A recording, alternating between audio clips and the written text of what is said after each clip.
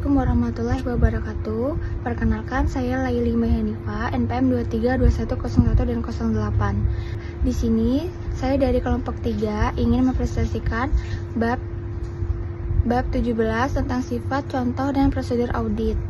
Yang pertama ada sifat dan klasifikasi refinancing PSAK. Berdasarkan PSAK 1A1 2009 1.8, liabilitas jangka panjang merupakan kewajiban perusahaan kepada pihak ketiga yang jatuh tempo dalam kurun waktu lebih dari 1 tahun.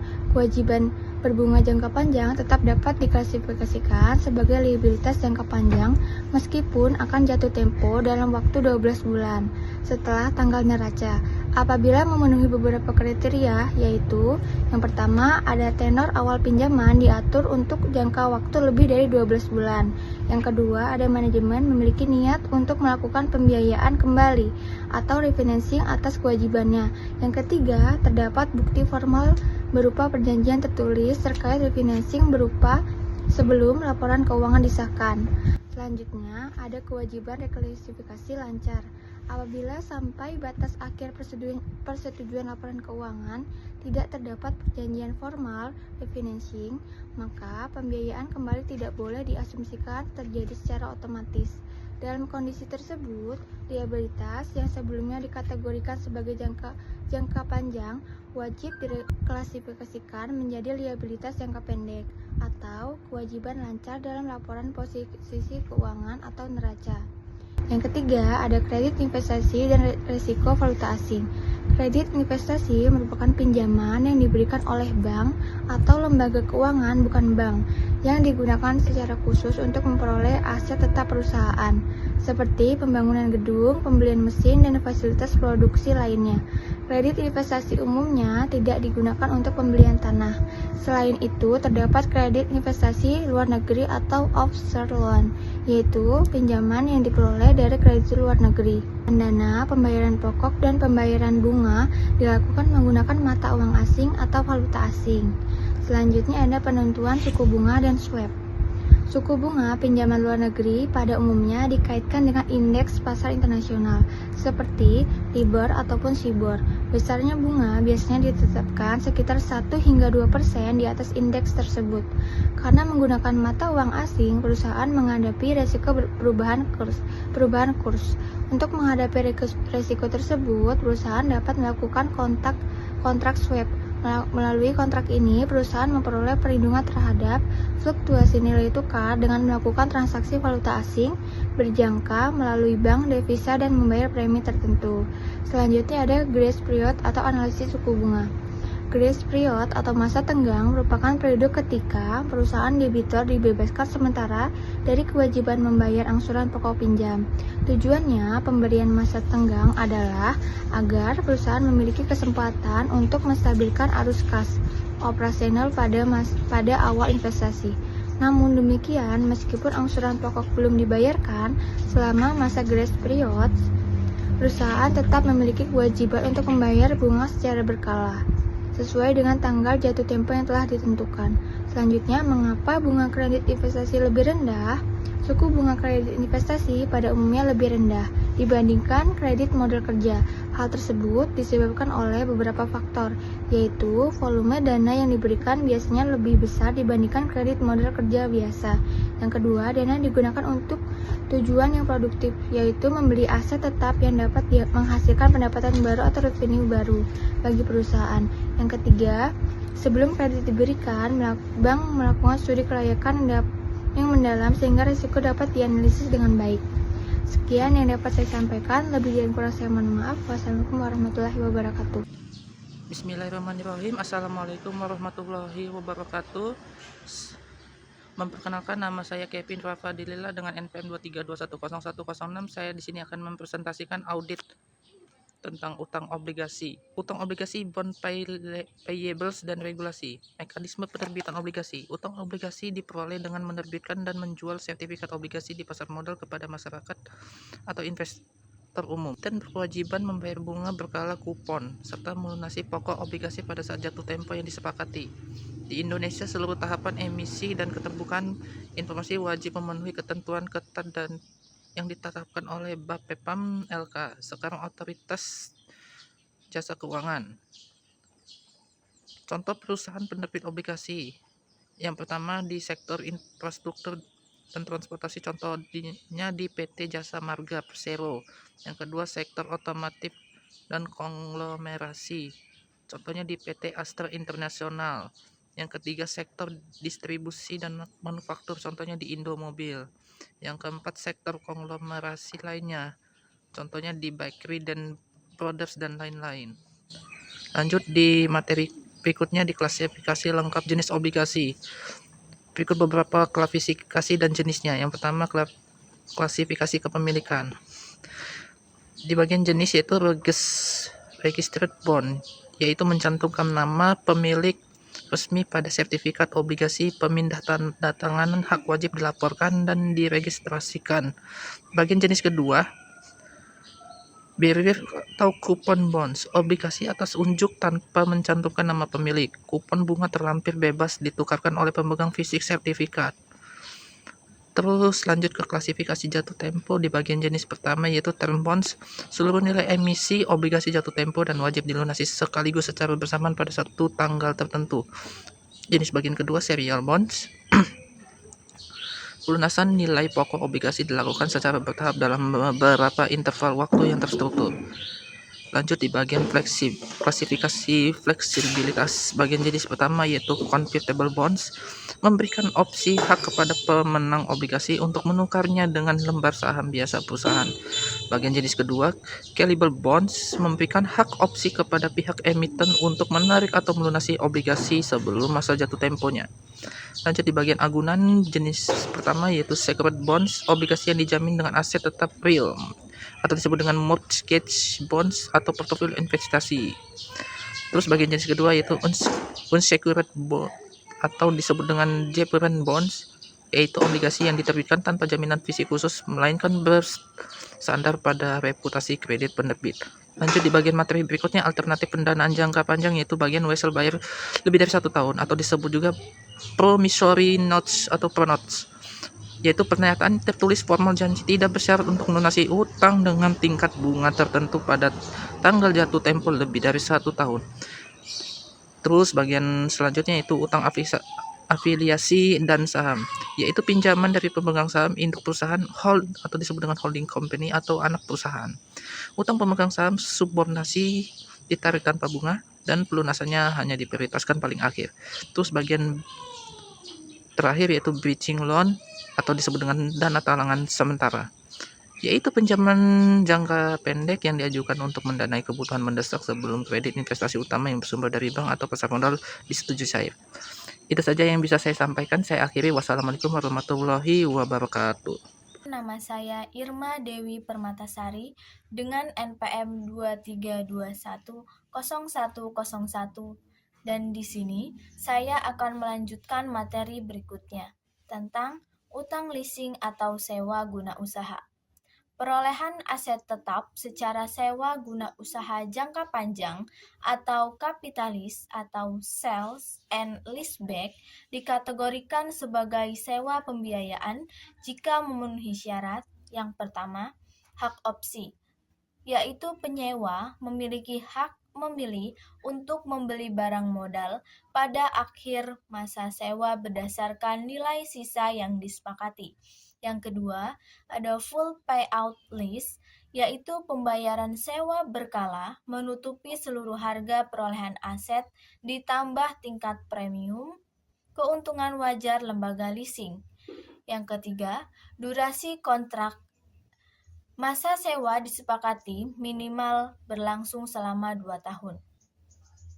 Adapun perlakuan akuntansi leaser dan leases, yaitu jika kriteria sewa pembiayaan terpenuhi, transaksi harus dilakukan sebagai bagian dari perolehan aset tetap di satu sisi, serta diakui sebagai liabilitas leasing jangka panjang di sisi kewajiban.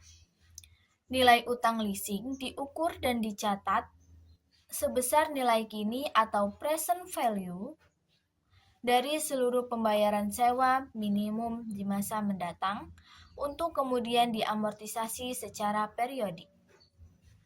Adapun tujuan pemeriksaan audit yaitu yang pertama, sistem pengendalian intern, yaitu mempelajari dan mengevaluasi keandalan struktur internal kontrol yang diterapkan atas manajemen penarikan, pengolahan, dan pelunasan kewajiban jangka panjang. Yang kedua, ada otorisasi terotorisasi, yaitu memverifikasi bahwa seluruh penarikan utang baru telah memperoleh otorisasi tertulis resmi dari RUPS, Dewan Komisaris atau Direksi sesuai anggaran. Yang ketiga, ada keabsahan hukum atau validitas, yaitu membuktikan bahwa saldo utang jangka panjang yang tercatat pada tanggal neraca benar-benar mewakili kewajiban hukum perusahaan yang sah. Yang keempat, aset dijaminkan dan tuntutan, yaitu mengidentifikasi aset tetap yang dijadikan agunan kredit serta memastikan kejelasan asersi dalam dokumen pengikatan agunan. Yang kelima, konversi kurs valuta asing, yaitu menguji ketepatan penilaian utang jangka panjang dalam valuta asing yang dikonversikan ke rupiah berdasarkan kurs tengah Bank Indonesia pada tanggal neraca.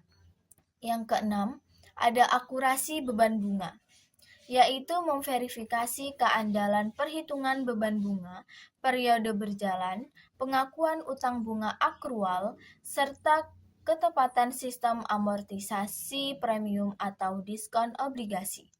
Yang ketujuh, analisis kondisi default, yaitu menyelidiki kepatuhan debitur terhadap seluruh klausul kesepakatan kredit untuk mengantisipasi potensi cedera janji yang merugikan keuangan. Kedelapan, ketaatan perjanjian, yaitu memeriksa pemenuhan persyaratan rasio keuangan minimal atau pembatasan tertentu yang tercantum di kontrak pinjaman. Kesembilan, reklasifikasi bagian lancar, yaitu menguji ketepatan reklasifikasi porsi utang jangka panjang yang jatuh tempo dalam kurun waktu kurang dari setahun ke pos liabilitas jangka pendek. Yang terakhir, ada kewajaran pengungkapan, yaitu menilai kelayakan pengungkapan liabilitas jangka panjang serta komitmen jaminan kredit dalam catatan atas laporan keuangan atau CALK. Assalamualaikum warahmatullahi wabarakatuh. Perkenalkan saya Ladaina Nur Aziza, NPM 23210107. Di sini saya akan melanjutkan presentasi dari kawan saya sebelumnya. Jadi di slide ini akan dijelaskan mengenai aplikasi prosedur konversi valuta asing pada liabilitas jangka panjang. Contohnya pada tanggal 1 Desember 2011, perusahaan memperoleh pinjaman jangka panjang sebesar 1 juta dolar Amerika dengan kurs transaksi sebesar Rp9.200 per dolarnya. Sehingga pada pencatatan awal, perusahaan mencatat kas sebesar Rp9,2 miliar dan utang jangka panjang dengan nilai yang sama. Kemudian pada tanggal 31 Desember 2011, yaitu saat penyusunan laporan keuangan, kurs tengah Bank Indonesia itu berubah menjadi Rp9.500 per dolarnya.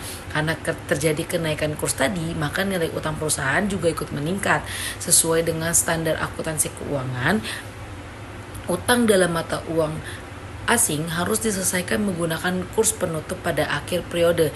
Dari perubahan kurs tersebut timbullah selisih kerugian kurs sebesar Rp300 juta yang dihitung dari selisih kurs Rp9.500 dikurangi Rp9.200 kemudian dikalikan dengan nilai pinjaman sebesar 1 juta dolar.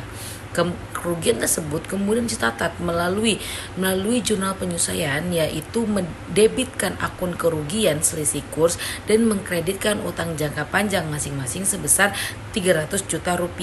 Melalui contoh ini, auditor harus memastikan bahwa perhitungan selisih kurs itu penyesuaian saldo utangnya dan pencatatannya itu telah dilakukan secara benar sesuai dengan standar akuntansinya. Selanjutnya di slide yang selanjutnya itu restrictive covenants dan cedera janji. Pada slide ini di sini menjelaskan mengenai restrictive covenants, yaitu syarat atau pembatasan yang diberikan oleh kreditur kepada debitur sebagai bentuk perlindungan atas dana yang dipinjamkan. Beberapa contoh pembatasan Kali ini tersebut saya akan antara lain melanjutkan larangan presentasi kawan membagikan saya, dividen sebelum utang yaitu dilunasi, prosedur pembatasan pergantian pemeriksaan manajemen audit tanpa persetujuan bank, dari bagian 8 sampai kewajiban 13. menjaga rasio Pada prosedur keuangan 8, tertentu, auditor serta mengidentifikasi pembatasan apakah melakukan terdapat investasi utang kepada atau pemegang memperoleh saham pinjaman atau baru perusahaan tanpa izin afiliasi dari dan kreditur. memastikan seluruh Apabila informasi telah perusahaan digunakan ini dengan melanggar jelas. salah satu Pada ketentuan prosedur tersebut, 9, maka auditor kondisi memeriksa tersebut apakah disebut transaksi default memenuhi atau cedera kriteria janji. capital Dampaknya cukup list serius ya, sesuai kawan-kawan, PSAK karena 30. kreditur Kemudian berhak pada prosedur membatalkan 10, fasilitas auditor pinjaman memastikan dan penyesuaian menuntut saldo pelunasan utang dan dalam mata seluruh uang sisa asing telah utang menggunakan kurs lebih cepat tengah dari Bank jadwal yang Indonesia telah pada disepakati. tanggal pelapor. Oleh karena itu, Selanjutnya, auditor prosedur memiliki 11 tanggung bertujuan jawab besar memverifikasi untuk apakah bagian memeriksa utang apakah jangka perusahaan panjang ini yang akan masih jatuh tempo memenuhi dalam seluruh waktu kurang persyaratan dari 1 dalam tahun telah perjanjian diklarifikasi pinjamannya. Jika kan terjadi sebagai pelanggaran, liabilitas auditor jangka juga pendek. harus Pada memastikan prosedur 12, apakah auditor utang melakukan itu analytical perlu review untuk direklasifikasikan mendeteksi adanya dari liabilitas kejanggalan jangka pada panjang saldo utang menjadi maupun liabilitas beban jangka bunga. pendek, Terakhir, serta pada prosedur telah diungkapkan 13, secara auditor memadai menyusun dalam kesimpulan laporan audit keuangannya. mengenai kewajaran penyajian Oke, slide utang selanjutnya yaitu jangka prosedur panjang berdasarkan pemeriksaan seluruh bukti audit. yang telah Di diperoleh. sini, Selanjutnya di sini ada slide ini analitis dan dijelaskan contoh 7 kasus prosedur buku. utama Slide yang ini dilakukan menunjukkan contoh auditor dalam penerapan pemeriksaan liabilitas analytical jangka review. panjang. Dalam kasus tersebut, Prosedur saldo pertama utang jangka adalah panjang meningkat sebesar mengevaluasi sistem 200%, pengendalian sedangkan internal beban bunga perusahaan. hanya meningkat Untuk sebesar apa? Untuk 100%. mengetahui apakah Perbedaan ini proses penarikan menjadi perhatian pinjaman auditor dan karena pengeluaran kas kenaikan telah utang berjalan seharusnya dengan baik. diikuti dengan Yang kedua, kenaikan beban auditor bunga yang meminta sebanding. supporting schedule Oleh atau karena rincian itu, utang auditor perlu sebagai melakukan dasar pemeriksaan untuk lebih lanjut mencocokkan untuk saldo mengetahui awal, penyebabnya, mutasi, seperti dan kemungkinan saldo beban akhir bunga utang. yang Yang belum ketiga, dicatat, auditor perubahan suku mengirimkan bunga, atau konfirmasi adanya langsung fasilitas kepada pinjam bank seperti atau grace kreditur period. untuk Hasil memastikan analisa jumlah ini membantu pinjaman, auditor menilai bunganya, apakah terdapat jaminannya, salah saji serta dalam persyaratan laporan yang keuangan. berlaku. Yang terakhir Yang di sini ada keempat, kesimpulan auditor itu komprehensif, mempelajari yaitu kontrak atau jangka credit panjang agreement bertujuan guna memastikan bahwa memahami seluruh seluruh isi liabilitas telah perjanjian dicatat pinjaman, secara lengkap, termasuk akurat, dan sesuai dengan standar restrictive akuntansi. covenants Auditor yang juga harus dipatuhi memastikan oleh adanya perusahaan. otorisasi yang kelima, memandai, auditor melakukan memeriksa perhitungan dokumen kembali atas otorisasi bunga seperti dan notulen penilaian rapat saldo, direksi memeriksa atau RUPS kepatuhan terhadap untuk peminjaman memastikan kredit bahwa atau pinjaman telah covenants, memperoleh serta persetujuan memastikan yang sah. Keenam, penyajian auditor menghitung dan kembali pengungkapan bunga utang pinjamannya, dalam pelaporan termasuk keuangan amortisasi premium telah sesuai atau dengan seluruh diskontonya, produser beban tersebut. bunganya, Auditor dapat serta memberikan akrual keyakinan bunga bahwa agar tidak laporan terjadi keuangan salah telah saji. disajikan Dan yang secara terakhir, wajar dan auditor dapat menelaah dipercaya. pembayaran Mungkin itu atau saja yang bisa perpanjangan saya pinjaman sampaikan. yang Assalamualaikum terjadi warahmatullahi wabarakatuh. setelah tanggal neraca. Tujuannya adalah untuk memperoleh bukti tambahan mengenai keberadaan, kelengkapan, dan klasifikasi liabilitas jangka panjang dalam laporan keuangan.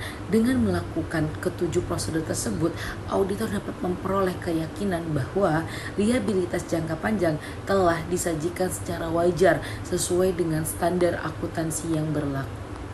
Mungkin cukup sekian dari aku.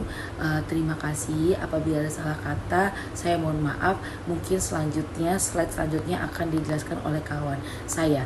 Terima kasih. Wassalamualaikum warahmatullahi wabarakatuh.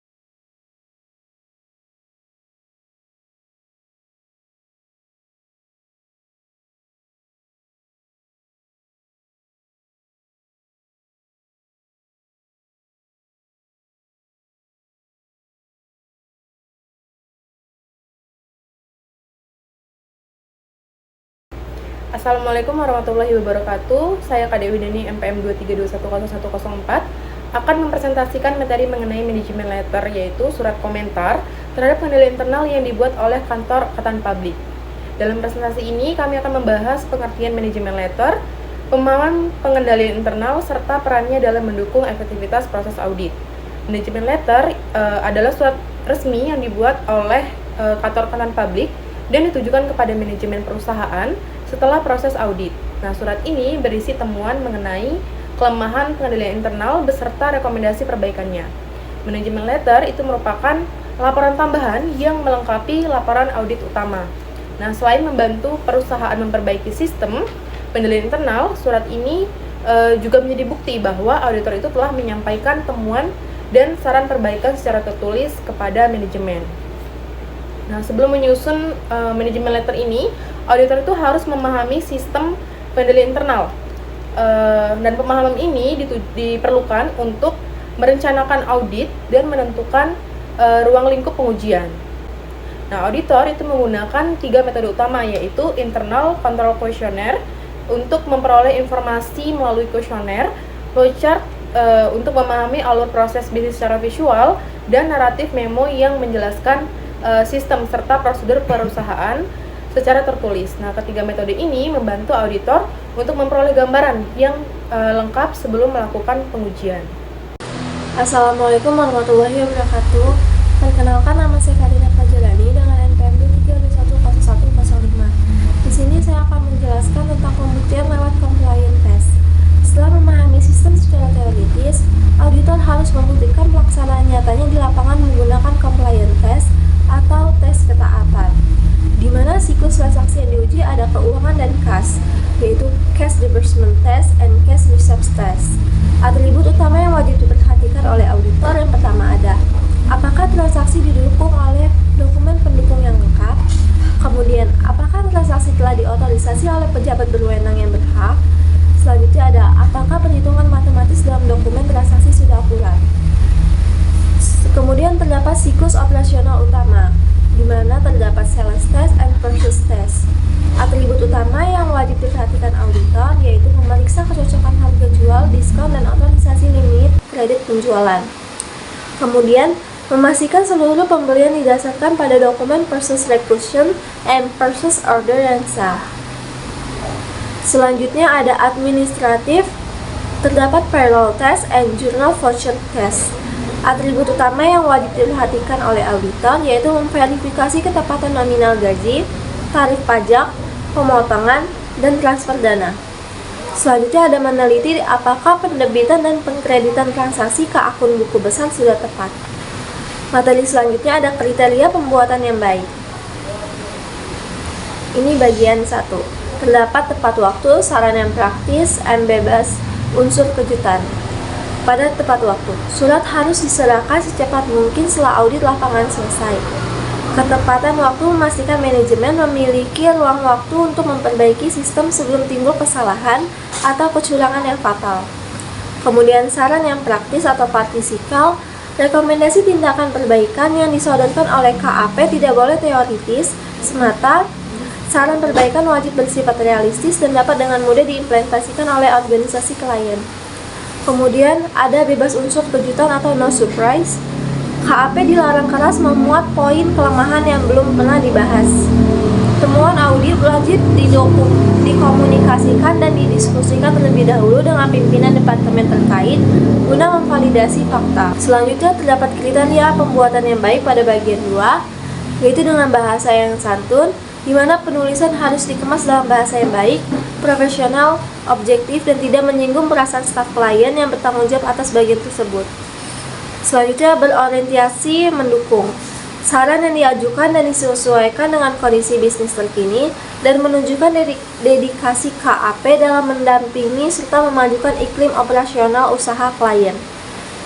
Terus selanjutnya terdapat urutan sistematis, di mana kelemahan dan rekomendasi perbaikan diurutkan secara tertib, mengikuti pos-pos laporan posisi keuangan atau neraca, dan laba rugi untuk memudahkan evaluasi bertahap. Dan yang terakhir terdapat apresiasi akhir. Pada bagian akhir surat wajib dicantumkan ucapan terima kasih kepada pimpinan manajemen serta seluruh jajaran staf perusahaan atas bantuannya selama masa penugasan audit. Sekian dari saya akhiri wabillahi taufiq wal hidayah. Wassalamualaikum warahmatullahi wabarakatuh. Assalamualaikum warahmatullahi wabarakatuh. Perkenalkan, nama saya Liana Safitri dengan NPM 23210110. Di sini saya akan melanjutkan materi dari teman saya, yaitu tentang manfaat bagi klien dan kantor akuntan. Yang pertama, manfaat bagi klien atau perusahaan. Secara internal, manajemen letter memberikan andil yang sangat signifikan terhadap operasional entitas. Yang pertama itu identitas dini, yaitu manajemen dapat secara jelas mengetahui titik rawan dan kelemahan dalam sistem pengendalian intern mereka. Yang kedua, tindakan mitigasi, yaitu memfasilitasi pimpinan untuk mengambil tindakan korektif guna memperkecil risiko kecurangan pribadi atau fraud, kebocoran dana, dan error material. Manfaat bagi kantor akuntan atau KAP, membantu KAP menjaga reputasi dan menumbuhkan lini bisnis akunting secara tidak langsung. Yang pertama, nilai tambah atau value added, yaitu menjadikan kreditibilitas nama KAP melambung karena memberi kemanfaatan praktis di samping sekadar opini audit. Yang kedua, rekomendasi bisnis, yaitu klien yang puas atau saran perbaikan akan merekomendasikan jasa KAP tersebut kepada jaringan bisnis rekannya. Selanjutnya, manfaat bagi staf KAP. Proses pembelajaran anggota tim auditor, penyusunan manajemen letter tidak hanya berorientasi eksternal, melainkan menjadi wadah inkubator peningkatan kualitas profesionalisme sumber daya manusia di internal KAP. Melalui keterlibatan aktif dalam merancang manajemen letter, staf KAP dapat memperkaya basis data, pengetahuan audit, serta mengasah kepekaan analisis kritis atau analytical mindset. Yang pertama, edukasi lintas industri. Staf belajar mendeteksi serta mengevaluasi model SPI dari bermacam sektor bisnis klien yang berlainan. Yang kedua, keahlian komunikasi bisnis, yaitu mengasah keterampilan merumuskan gagasan teknis ke dalam bahasa tertulis formal yang persuasif bagi manajemen. Yang terakhir, kesejahteraan staf, yaitu bertambahnya portofolio klien baru hasil kepuasan rujukan berdampak pada stabilitas ekonomi KAP dan bonus tim. Selanjutnya, peran junior dan senior auditor. Yang pertama, asisten auditor atau junior staff berada di garis depan pemeriksaan lapangan dan melakukan pendataan awal. Yang pertama, melakukan penelusuran sistem pengendalian operasional saat berada di lokasi penugasan. Yang kedua, mengevaluasi dan mencatat indikasi adanya kelonggaran dalam implementasi kepatuhan. Yang terakhir, mengumpulkan dan menyusun dokumentasi bukti pendukung ke dalam kertas kerja pemeriksaan atau KKP. Selanjutnya, senior auditor atau pimpinan tim bertindak selaku perancang utama draft usulan perbaikan pengendalian. Yang pertama, menelaah kertas kerja pemeriksaan KKP yang disiapkan oleh asisten junior. Yang kedua, mengonsep draft awal manajemen letter yang berisi evaluasi komparatif SPI. Yang terakhir, melakukan diskusi penemuan draft awal secara intensif dengan manajemen keuangan dan pajak klien. Sekian dari saya. Wassalamualaikum warahmatullahi wabarakatuh.